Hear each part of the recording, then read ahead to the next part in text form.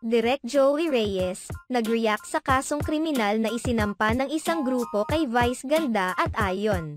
Batikang direktor na si Direk Joey Reyes hindi napigil ang mag-react sa kinakaharap na criminal case ni na Vice Ganda at Ayon Perez na isinampa ng KSMDP.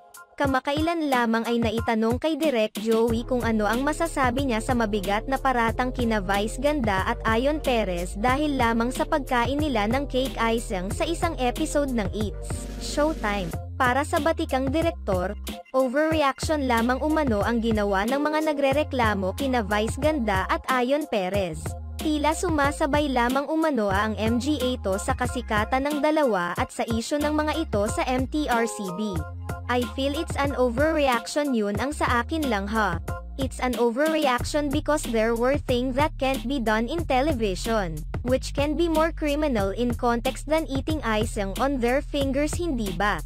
So it's a sign of the times sa epekto ng social media sa pag-shape ng opinyon ng mga tao na kung minsan napalaki ang yung dapat ay hindi naman.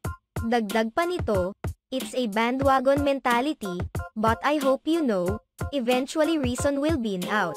Ipinunto naman ng nasabing direktor na hindi naman niya pinapaboran ang ginawa ni na Vice Ganda at Ayon Perez pero hindi naman umano ito sapat para makasuhan at matawag na mga criminal sina Vice Ganda at Ayon.